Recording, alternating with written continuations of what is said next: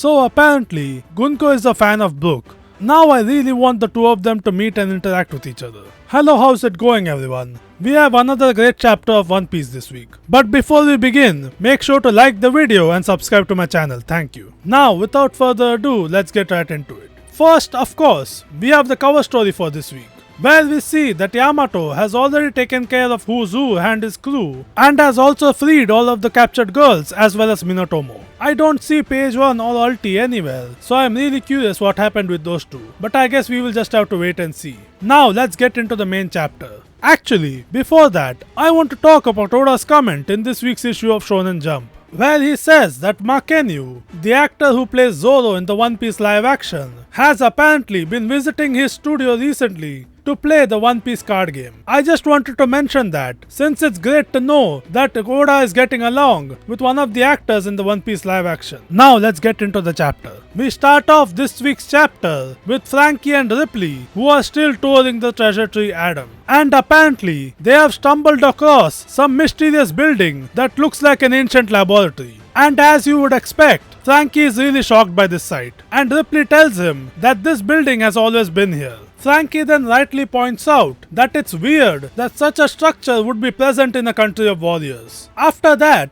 we see that Lilith and Bonnie are already inside the structure, with Lilith telling Franky that she was just thinking that she would like to show this structure to him. Franky is of course surprised to see them here and asks them how they got here. They tell him that they got lost and coincidentally ended up here. Franky jokes that even geniuses can get lost. I guess so. But personally, I believe that they are just lying because Ripley is here. Speaking of Ripley, she mentions that the horn was blown earlier, which means that the woods might not be safe right now. After which, Lilith says that the facility they are in is really stunning and also estimates that it has probably been around for 3000 years. Which, by the way, would make it the second oldest structure we have seen in One Piece so far, since the Library of Ohara was said to be around 5000 years old. After Lilith gives her estimate, Ripley says that they can't really refute that claim, since even the giants of Elbaf are unsure about the origins of the building.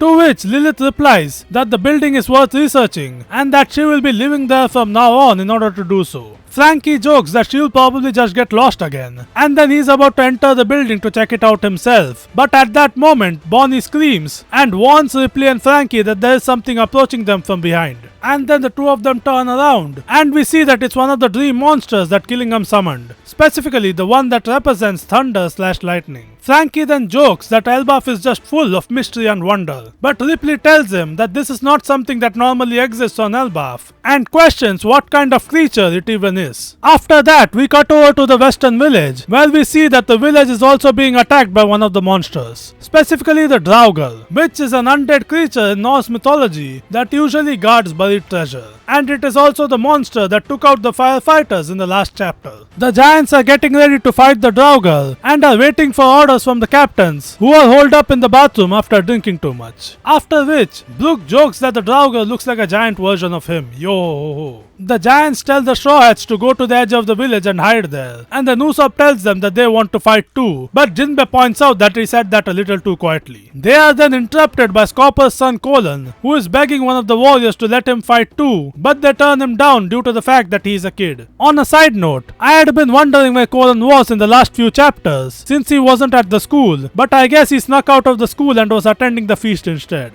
After that, Nami decides to finally tell Chief Yarul about the intruders in the castle and takes him to where the castle guards are resting after being treated by Gerd. The castle guards tell Yarul that one of the intruders looked like Shanks and that both of them were really strong. He also says that one of the intruders had a really strange power. Jinbei then points out that any strange powers in the One Piece world usually come from devil fruits. Yarul then tells one of the giants that there are two human intruders that are not part of the Straw Hats, and to report back to him when they find them. Brook then points out that there could be more than two of them, and Yarul changes his instructions accordingly. Nami is pissed off at the knights for kidnapping the children, and Usopp points out that if they are going so far as to take hostages, then they must have something else planned for Elbaf. Yarul assures them that he will not let them get away with it. Jinbei then offers to help them, but Yarul tells him that they are guests and that they should go somewhere safe and hide over there. Yarul then sets off to look for Dory and Bloggy, who are stuck in the bathroom after drinking too much. After he leaves, the Straw Hats decide among themselves that they should leave the big monsters to the giants and that they should deal with the human-sized intruders instead. But they are wondering how to go about looking for them, since Elbaf is too big to search on foot.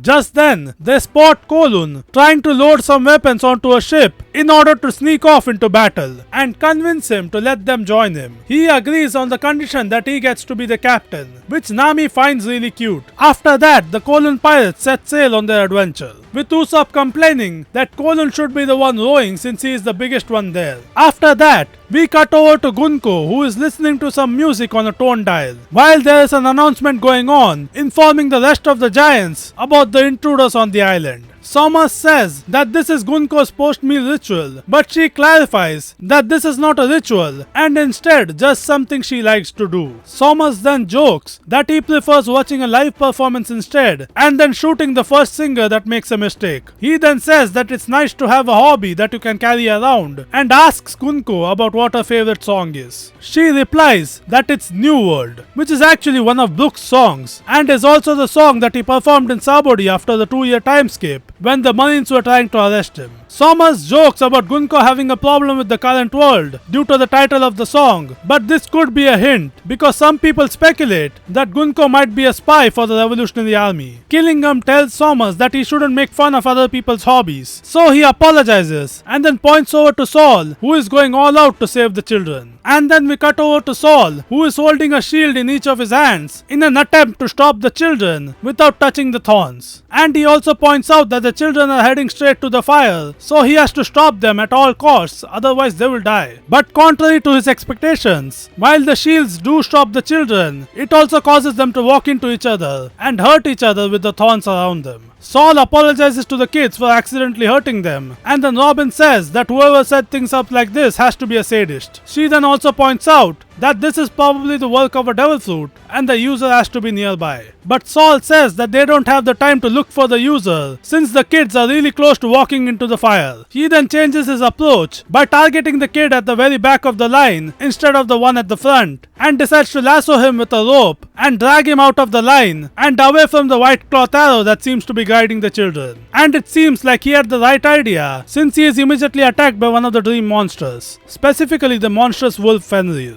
At this point, Saul realizes that whoever is behind this can also control the monsters. We then cut over to the school, where Anjay is informing the principal that other villages aside from the western village are also being attacked by the monsters. At this point, the principal also points out that this is probably the work of a devil fruit power and that they should look for the user. We then cut back over to the western village, where we see that the giants have managed to defeat the Draugr, albeit with great difficulty, and while they are exhausted from the fight, they are attacked by 2 more monsters, specifically a ghost and a Nidhogger, which is a worm dragon from Norse mythology who is said to gnaw at the roots of the world tree Yggdrasil and is also associated with the dead in Hel and Niflheim. The giants are overwhelmed by the continuous attacks and decide to abandon the village and take cover instead. But right as they are panicking, Dory and Bloggy finally show up and use their Hakoku sovereignty to take out the ghost, the Nidhogger, and what I think is supposed to be the children's interpretation of Loki. After which, they tell the rest of the giants to leave the monsters to them and instead go and help take care of the kids. They also mention that the name of their ship is the Great Eric and that they are going to make the monsters pay for making them throw up such great alcohol so that they could get sober for this fight. And we also see that Yasan, aka Skopal Gaban, is also on the ship and is going to participate in this fight as well, with the giant stating that the ship is basically invincible now that the Mountain Eater is on it.